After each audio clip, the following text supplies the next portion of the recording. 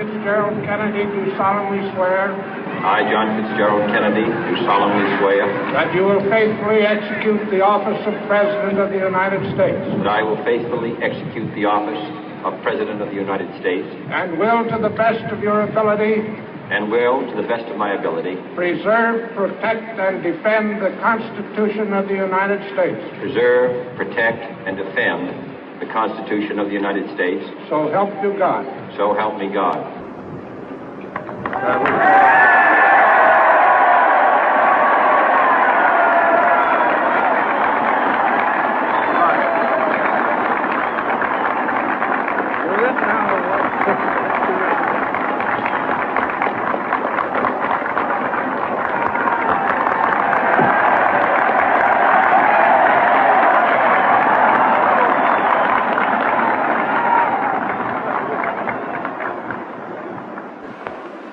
Vice President Johnson, Mr. Speaker, Mr. Chief Justice, President Eisenhower, Vice President Nixon, President Truman, Reverend clergy, fellow citizens. We observe today not a victory of party, but a celebration of freedom, symbolizing an end as well as a beginning, signifying renewal as well as change. For I have sworn before you and Almighty God the same solemn oath our forebears prescribed nearly a century and 3/4 ago. The world is very different now, for man holds in his mortal hands the power to abolish all forms of human poverty and all forms of human life. And yet the same revolutionary beliefs for which our forebears fought are still at issue around the globe. The belief that the rights of man come not from the generosity of the state, but from the hand of God. We dare not forget today that we are the heirs of that first revolution. Let the word go forth from this time and place to friend and foe alike that the torch has been passed to a new generation of Americans born in this century, tempered by war, disciplined by a hard and bitter peace, proud of our ancient heritage, and unwilling to witness or permit the slow undoing of those human rights to which this nation has always been committed and to which we are committed today at home and around the world.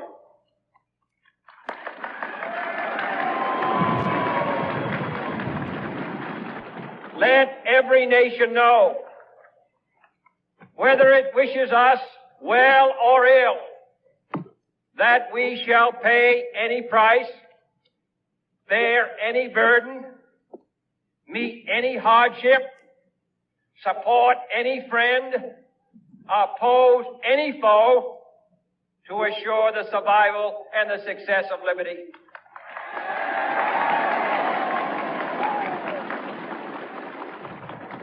This much we pledge and more.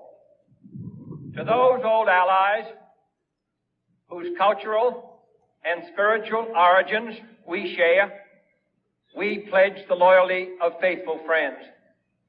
United, there is little we cannot do in a host of cooperative ventures. Divided, there is little we can do, for we dare not meet a powerful challenge at odds and split asunder. To those new states whom we welcome to the ranks of the free, we pledge our word that one form of colonial control shall not have passed away, merely to be replaced by a far more iron tyranny. We shall not always expect to find them supporting our view, but we shall always hope to find them strongly supporting their own freedom, and to remember that in the past, those who foolishly sought power by riding the back of the tiger ended up inside.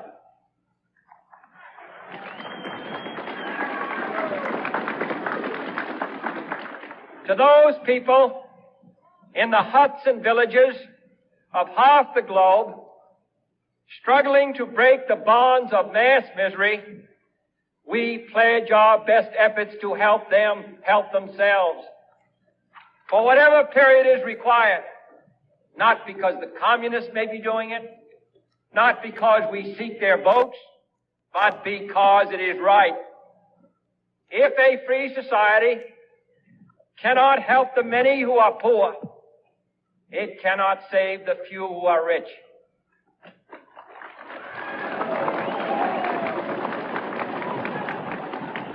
To our sister republics south of our border, we offer a special pledge to convert our good words into good deeds in a new alliance for progress, to assist free men and free governments in casting off the chains of poverty.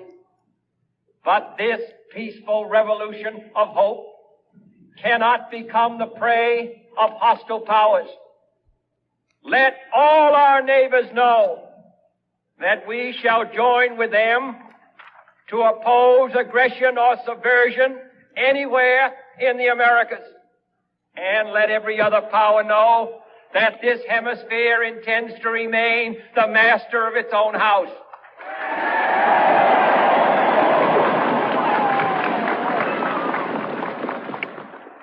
To that World Assembly of Sovereign States, the United Nations, our last best hope, in an age where the instruments of war have far outpaced the instruments of peace, we renew our pledge of support to prevent it from becoming merely a forum for invective, to strengthen its shield of the new and the weak, and to enlarge the area in which its writ may run.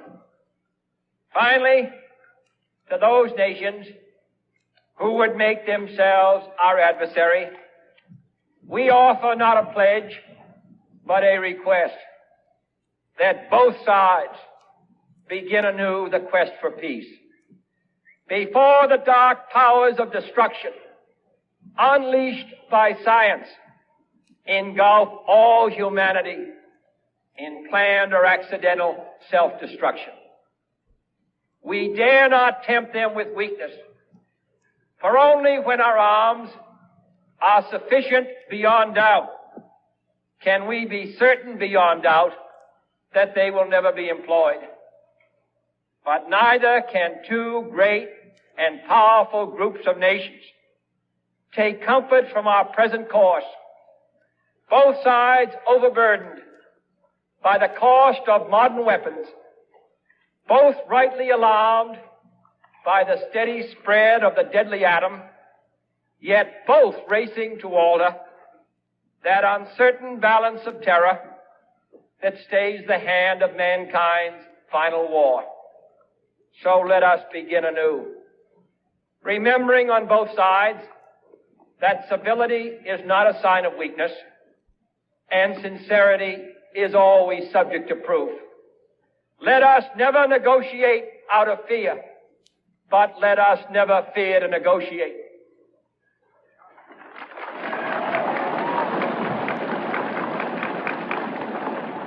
Let both sides explore what problems unite us, instead of belaboring those problems which divide us. Let both sides, for the first time, formulate serious and precise proposals for the inspection and control of arms, and bring the absolute power to destroy other nations under the absolute control of all nations.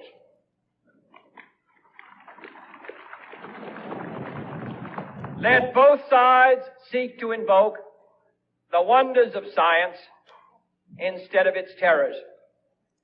Together, let us explore the stars, conquer the deserts, eradicate disease, tap the ocean depth, and encourage the arts and commerce.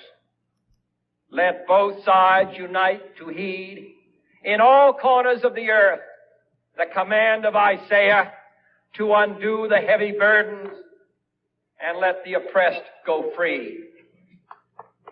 And if a beachhead of cooperation may push back the jungle of suspicion, let both sides join in creating a new endeavor, not a new balance of power, but a new world of law, where the strong are just and the weak secure and the peace preserved.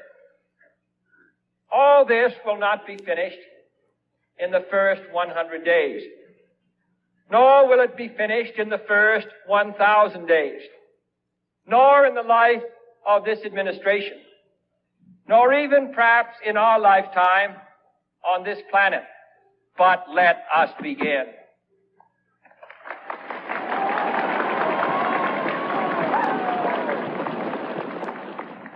In your hands, my fellow citizens, more than mine, will rest the final success or failure of our course. Since this country was founded, each generation of Americans has been summoned to give testimony to its national loyalty. The graves of young Americans who answered the call to service surround the globe. Now the trumpet summons us again, not as a call to bear arms, though arms we need, not as a call to battle, though in battle we are, but a call to bear the burden of a long twilight struggle, year in and year out, rejoicing in hope, patient in tribulation, a struggle against the common enemies of man, tyranny, poverty, disease, and war itself. Can we forge against these enemies a grand and global alliance, north and south, east and west, that can assure a more fruitful life for all mankind? Will you join in that historic effort?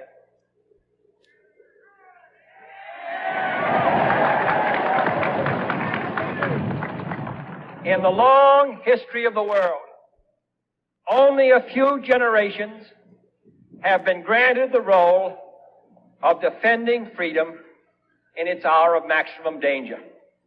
I do not shrink from this responsibility. I welcome it.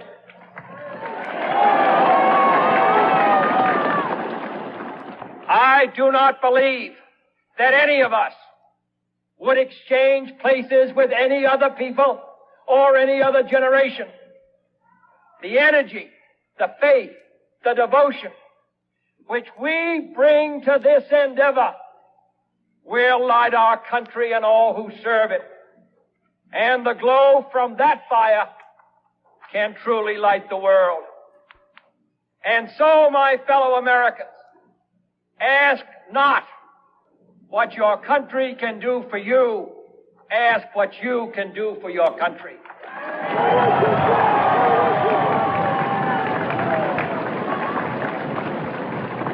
My fellow citizens of the world, ask not what America will do for you, but what together we can do for the freedom of man.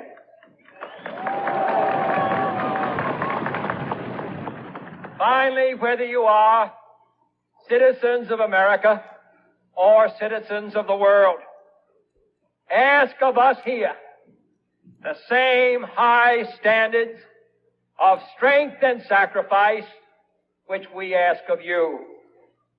With a good conscience, our only sure reward, with history the final judge of our deeds, let us go forth to lead the land we love, asking His blessing and His help, but knowing that here on earth, God's work must truly be our own.